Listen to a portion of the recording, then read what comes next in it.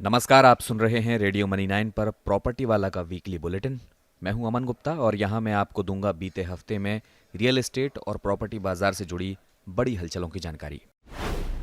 हरियाणा की एक स्थानीय अदालत ने आरडी सिटीज बिल्डर की डायरेक्टर शिबानी वर्मा की अग्रिम जमानत याचिका खारिज कर दी है।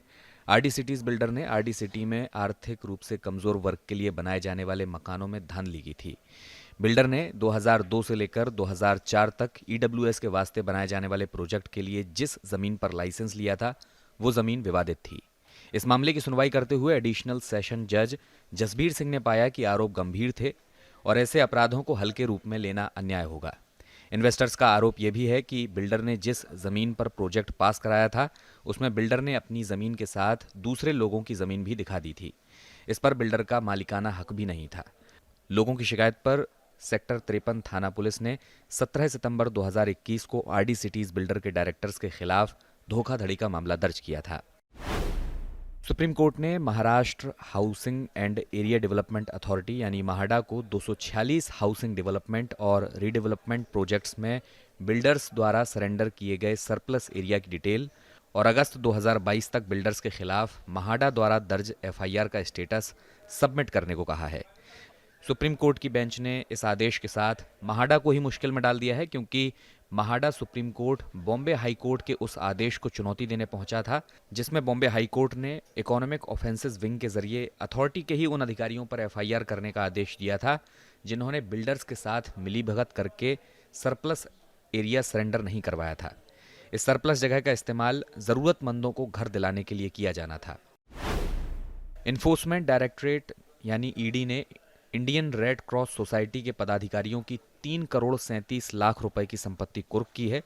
इसमें सोसाइटी के अध्यक्ष, पूर्व कोषाध्यक्ष और पूर्व महासचिव के नाम शामिल हैं। पिछले साल सीबीआई की एंटी करप्शन विंग ने इंडियन रेड क्रॉस सोसाइटी के खिलाफ इस भ्रष्टाचार का मामला दर्ज किया था। महाराष्ट्र के कल्याण में स्पेशल इन्वेस्टिगेशन टीम यानी एसआईटी ने 5 रियल एस्टेट डेवलपर्स को गिरफ्तार किया है। इन लोगों ने बिल्डिंग परमिशन के लिए जाली डॉक्यूमेंट तैयार किए थे और इन्हीं का इस्तेमाल करके अवैध फ्लैट्स को बेचने के लिए रेरा का सर्टिफिकेट हासिल किया था। एसआईटी ने मामले में 65 डेवलपर्स को अब तक बुक किया है। और अगर आप अपने लिए आशियाना खरीदने की प्लानिंग कर रहे हैं तो आपको ज़्यादा कीमत चुकानी पड़ सकती है।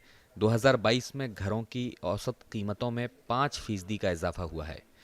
प्रॉपटाइगर की रियल इनसाइट रिपोर्ट के मुताबिक भारत के प्रमुख 8 शहरों के प्राइमरी मार्केट में प्रॉपर्टी की औसत कीमत 6600 से लेकर 6800 रुपए प्रति वर्ग फुट पहुंच गई है, जबकि बीते साल दिसंबर तिमाही में यही कीमत 6300 से 6500 रुपए प्रति वर्ग फुट हुआ करती थी। सबसे ज्यादा हाउसिंग प्राइस हैदराबाद, बेंगलुरु और गुरुग्राम में बढ़े हैं। वहीं भारत के पड़ोसी देश चीन में प्रॉपर्टी के दाम तेजी से गिर रहे हैं। चीन के नेशनल ब्यूरो ऑफ स्टैटिस्टिक्स ने एक डेटा जारी किया है। इसमें दिखाया गया है कि चीन में नए घर की कीमतें 7 सालों में सबसे तेज दर से कम हुई हैं। इसमें बताया गया है कि रियल एस्टेट डेवलपमेंट में इन्वेस्टमेंट पिछले साल की तुलना में इसी पीरियड में 8.8% गिर गया है। कमर्शियल फ्लोर स्पेस की बिक्री 22.3% घट गई है, जबकि कमर्शियल बिल्डिंग्स में रेवेन्यू 26.1% की दर से गिरा है। उधर यूएस, इंग्लैंड और सिंगापुर में रहने वाले एनआरआई अपने होम टाउन्स में बड़ी हाउसिंग यूनिट्स में इन्वेस्ट कर रहे हैं।